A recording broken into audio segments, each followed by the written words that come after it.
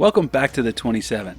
After a long month's wait, patch 122 was released on Saturday, so close the curtains, lock the doors, we have much to discuss, a metric ton of physics changes. As usual, no gameplay here, just a bullet-by-bullet breakdown. Rise Studios is bringing their lunch pails to work, boys. Although the 1974 Porsche RSR is what people will remember this month, they continue to crowd the box with physics, UI, and AI improvements. So for the people out there that are saying, hey, less content, focus on improvements, this is what this looks like, guys. 2 months of steady game improvements and only one car and track. So let's get into 1220. As usual, it's broken down into content, general, UI, HUD, physics, AI, audio tracks, and vehicles. Starting with the sexy stuff, content. Starting with the big piece of candy this month, that's the 1974 Porsche RSR 3.0. If you haven't watched my first impressions video that I posted a couple days ago, I suggest you go back. We're going over the Porsche there, and then also the brand new track, the Salvador Street Circuit. It's a Brazilian circuit, very intimate, very alive. I actually like it. They also improved Cascais, guys. You know that pesky chicane? Well, they included an alternate layout that gets rid of that chicane, makes it a little bit more flowing. That is well recognized and well received by the community so far as I can tell. But let's move right into the general. They've added support for 6 user control sets per profile. Slots can be renamed. This is a huge quality of life improvement for everybody that has multiple rims or want to create different key binding profiles depending on the cars you're driving. So say you have a car that has anti-roll bar adjustments. You can have a profile that features that. Another profile that features, boost in DRS for, formula cars. So there's a lot of stuff you can play with here. So the one curveball about this is some people have reported that when first booting up the game, it does not recognize the wheel, pedals, shifters, etc. This happened to me as well. What you need to do is delete your controller settings in the AMS2 documents folder. You don't have to delete the entire documents folder. Please don't do that. Just the controller file. At the end of this video, I'm going to include a brief step-by-step breakdown of how exactly to do that. Keep in mind when you reboot the game, you'll have to recalibrate and reconfigure your equipment as well as all of your key bindings, which you're going to do anyway because of the different profiles you're creating. Continuing on with the general changes, they've disabled collisions during formation laps and rolling starts. I've actually taken part in some rolling starts recently. The system is working as intended. They fixed championship editor, saving incorrect dates for practice and quali settings, continued work on the championship modes. They added custom steering lock settings when users are running with a gamepad or digital controller for less sensitive steering than regular default steering lock. Now, I think there's some positives and negatives to this depending on what I'm reading. I don't use a controller, so unfortunately I can't give you any guidance on that. Moving on to UI and HUD, here's a big one. They added binding entries for onboard traction control and ABS adjustments. This goes hand in hand with their retooling of the traction control system. Now you can put it on your wheel, but I believe you have to have your menu settings as authentic. Otherwise, I think it still goes back to the old system, which is low, medium, high. Moving forward, yada, yada, yada. Here they fixed qualify session length, not correctly displaying in championship overview for custom championships. More tweaks to the custom championships. But let's get right into the physics, and there's a lot here, a lot of heavy hitters at least.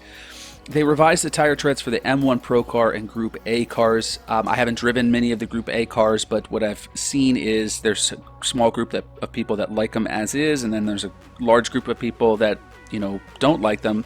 And it's also confirmed by reliable sources that the Group A cars are works in progress. There's things that are going wrong with them. But as far as the M1 Pro car is concerned, I've spent a lot of time in that, and it's a different car now. The revised tire treads have changed the way the car brakes and corners in a significant, noticeable way. Some people out there are going to like it, some perhaps not. I actually preferred it. It makes the car feel weightier. You get a better feel with what the car is doing instead of feeling jerky sometimes. They also did some minor tread adjustments for a lot of different cars here. Let's see. Group C, Formula V, Copa Classics, Stock Car 2019, GT3s, GT4s, Omega. Now, these minor tread adjustments, who knows what they could be doing. Changing how the heat is calculated from the tires, camber angles, and things like that. Little minor tweaks here and there. Probably not even noticeable. Another thing here, they adjusted the baseline damper settings for the Formula Retro Gen 1 and Formula V. Now, when it doesn't say you have to do a setup reset, that indicates to me that they're changing the values behind the scenes of how they operate a little bit. For another big boy here, they revised brake heating functions for GTs and Classic tin tops. You may not notice it, you may. And here's another one. They adjusted body drag coefficients for Group A, Pro Car, and Vintage Touring Cars. Again, my experience with the Pro Car, the thing is a rocket ship in a straight line now, and it's a very heavy car, so when you get to those braking zones, plan to brake a lot sooner. The cars with the stiffer tire treads, they're going to take a lot more distance to slow down. They revised the inertia values for vintage touring cars. Now, I'm not sure what inertia values they're talking about. It could be, forward inertia, or is it roll inertia? But those cars may feel a little bit different. They revised differential ramp angles for Pro Car and Group A car. The ramp angles, they're behind the scenes. I think you can't adjust them with these two cars, but what they're doing is basically trying to manipulate how the differentials locking and unlocking by changing the ramp angles or how they function. They revised the differential settings for all GTs and stock cars. Again, same thing. Don't know how exactly they're going to interplay, but they're playing with how those LSDs are unlocking when cornering. That's a good thing. Another big one here, the Omega. I just did a video on the Omega, and that's one of the cars that has a fixed LSD. You cannot make any changes to it whatsoever. And in that video, I featured the fact that the car was basically locked through all phases of the corner and then unlocked under acceleration. A lot of that has to do with the preload, so they tinkered with the preload there. I'm looking forward to jumping back in that car to see what that does. Here's another one. BMW M4 GT4, they stiffened the rear suspension rates. This actually helps the car, and it's what I recommended in my setup build from a couple of weeks ago. The stiffer suspension rates helps control that that center of gravity and the distance between the center of gravity and the roll center, and keeps the car from really getting squirmy at corner exit. So that's a really welcome change for people out there that run defaults. They adjusted front and rear tow ranges for Formula Classics and Group C cars. They also did some minor default setup adjustments for both Group C cars. These require setup resets, so that's why I'm mentioning them here. They added a throttle map for the Porsche GT3R. We cannot adjust the throttle maps on the screen, so this is again behind the scenes. We'll see how that works out. For those of you out there with shifters, they are tweaking with how the RPM tolerance works with completing clutchless shifts, so that might be a welcome change. Another big one here, a couple of them, they slightly reduced grass and gravel bump amplitude, so when you're running off track, it's not going to be so bumpy. But they also had some revisions to grass, gravel, and grasscrete friction coefficients. So I know gravel feels like gravel. You get stuck in it now. And also there's a little bit more grip with the grass. It's actually noticeable. But what I've noticed is at speed now, when you have an off track and you put one wheel off, the grass actually kind of like sucks you in. It wants to suck you into it. I'm not sure if that feels right. I would imagine it has a little bit more slip, but they're still working on this. So that's a good sign that they're taking a look at it overall. Moving into AI, general AI calibration pass for dry and wet weather performance. It's always a welcome thing. They always start off with calibration passes with these things. They further reduced the AI lateral rate in urgent moves. Now, this has been going on, I think, for a long time with AI. Anytime that there's a logic switch, for example, the AI decides to make a pass or something clicks, or the player is coming closer, or the inside or the outside of the car, something clicks with the AI and they jerk. So they're looking at this, they're further reducing that urgent, jerky move that the AI's put in. It's disconcerting and it breaks immersion a little bit. Moving forward, they fixed a bug where fuel would be consumed by AI during accelerated time or during skip to end when the fuel consumption is set to off. So the AI are now taking into your settings for the race. Fixed some strategical decisions by AI not taking into account account the fuel consumption settings when set to off. Okay, great. Those go hand in hand. At Curitiba, they smoothed the fast line start and finish joint to prevent AI slowdown crossing it. That's awesome. That bug has been around for a while, and I think it's not just at Curitiba. It's also at Londrina, I believe, too. So hopefully Londrina will be next. Minor AI grip adjustment at Bathurst, and they further increased AI performance in qualifying versus the race.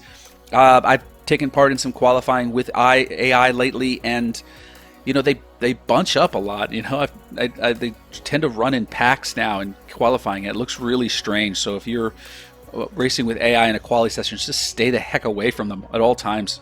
They can ruin your quali lap, and if you reach a pack of them, it's bad news for your quali, I tell you that much.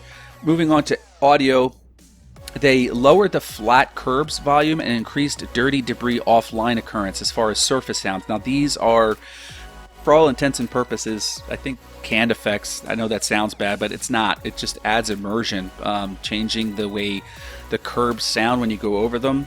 It's always welcome.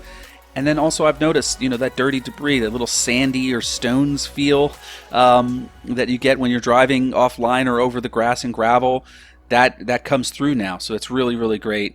As far as the tracks are concerned, they added seasonal foliage to VIR. They added seasonal foliage to the modern and historic versions of Montreal. Moving on, the Spielberg Grand Prix circuit, they added a missing brake marker board at turn 6. That's always nice. I hate it when brake boards are missing. And they adjusted Interlagos, Nuremberg, Stennerton, trackside camera glitches. Todd, thank you very much. I appreciate that. And then finally with the vehicles, they added shifter and driver shifting animations to the supercart and kart shifter for all those guys that love those karts out there. They did a facelift to the stock car Corolla 2021 and the Cruze 2020.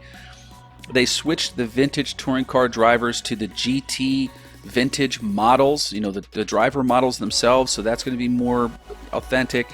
And finally, they fixed an inverted left mirror for the Formula Ultimate. So that's it. That's patch 1220, folks. And we're finishing off with a lovely picture of a Porsche 1974 Porsche RSR with the Cotton Store Porsche lurking behind. The Cotton Store Porsche is always lurking, fellas, so keep an eye out for that one. Anyway, moving forward, I'm wrapping up the build for my 1974 Porsche RSR setup. So far it's looking good. I just need to collect some data. So it looks like Friday is going to be the release date, just in time for the weekend. After that, we'll have the M1 Pro car and a lot others. In the meantime, thanks for watching and take care.